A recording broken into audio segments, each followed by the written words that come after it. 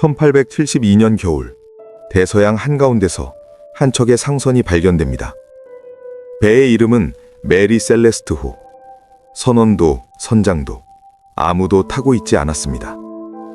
이 사건은 곧 유령선이라는 이름으로 불리게 됩니다. 사람들은 이렇게 기억합니다. 완벽한 상태의 배, 갑자기 사라진 사람들, 설명할 수 없는 사건. 하지만 이 이미지는 사건 당시의 기록과 완전히 일치하지는 않습니다. 이 영상은 왜 사람들이 이 배를 유령선이라 부르게 되었는지를 처음부터 다시 살펴봅니다. 1872년 12월 4일, 아조레스 제도 인근 해역. 메리 셀레스트호는 무인 상태로 발견됩니다. 배는 항해가 가능했습니다. 돛과 장비에는 항해 중 발생할 수 있는 수준의 손상이 있었지만 난파 직전의 상태는 아니었습니다.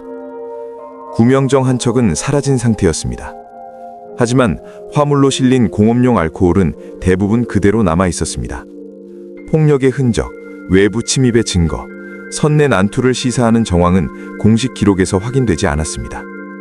이것이 기록이 말하는 사건의 전부입니다. 이 사건을 이해하려면 1870년대의 항해 환경을 먼저 살펴볼 필요가 있습니다. 당시 상선은 항해 중 외부와 연락할 수단이 거의 없었습니다. 폭풍이나 장비 문제가 발생해도 도움을 요청할 방법은 제한적이었고, 선장의 판단은 곧 배와 사람의 운명을 결정했습니다. 대서양 항해는 지금처럼 정밀한 예측이 가능한 여정이 아니었습니다. 위험을 감지하면 예방적 판단을 내리는 것이 오히려 책임 있는 선택으로 여겨지던 시대였습니다. 메리 셀레스트호는 새로운 항해를 위해 매입된 선박이었습니다. 이 배의 선장은 벤자민 브릭스. 그는 배의 소유자가 아니라 운항을 맡은 책임자였습니다. 이 구조는 사건 이후 등장한 여러 의심의 출발점이 됩니다. 선장 개인의 판단, 책임의 범위, 보험과 이해관계. 이 배를 둘러싼 질문들은 이 지점부터 서서히 늘어나기 시작합니다. 사건이 알려지자 공식 조사가 시작됩니다. 조사관들은 여러 가능성을 검토합니다. 선원 반란, 해적의 습격, 자연재해, 선장의 범죄. 그러나 어떤 가설도 확정할 만한 증거를 제시하지 못합니다. 가치 있는 화물은 남아 있었고 폭력의 흔적은 없었며 당시 항로에 극단적인 기상 기록도 없었습니다. 그래서 공식 기록의 결론은 단순합니다. 이유를 알 수 없다. 중요한 점은 이것이 설명 불가능하다는 선언이 아니라 설명할 증거가 없다는 보류에 가까웠다는 점입니다. 문제는 이 공백이 사람들에게 전해지는 과정에서 다르게 해석되었다는 점입니다. 시간이 지나면서 사건은 기록이 아니라 이야기로 소비되기 시작합니다. 신문과 잡지에는 점점 더 구체적인 묘사가 등장합니다. 차려진 식탁, 급히 떠난 흔적, 정적에 잠긴 배. 하지만 이런 장면들 중 상당수는 사건 수십 년 후에 쓰인 기사와 문학작품에서 덧붙여진 요소입니다.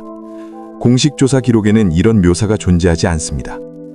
기록이 말하지 않는 부분은 사람들의 상상으로 채워졌습니다. 이 지점에서 메리 셀레스트호는 사건이 아니라 미스터리가 됩니다. 일부 연구자들은 선장이 위험을 감지하고 배를 떠났을 가능성을 말합니다. 알코올 화물에서 발생할 수 있는 증기 문제, 기상 변화에 대한 우려. 이 가설 역시 확정된 결론은 아닙니다. 다만 중요한 점은 당시 기준으로 보면 이런 판단이 완전히 비합리적이라고 단정할 수는 없다는 점입니다. 그러나 그 이후의 상황에 대해서는 어떤 기록도 남아있지 않습니다. 지금 기준으로 확실히 말할 수 있는 것은 이것입니다. 메리 셀레스트호는 완벽히 설명되진 않았지만 완전히 이해 불가능한 사건도 아닙니다.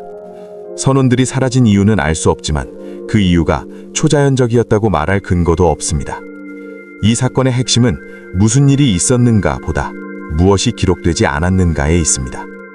우리가 이 배를 아직도 유령선이라 부르는 이유는 선원들이 사라졌기 때문이 아니라 그 공백을 그대로 받아들이기 어려웠기 때문입니다.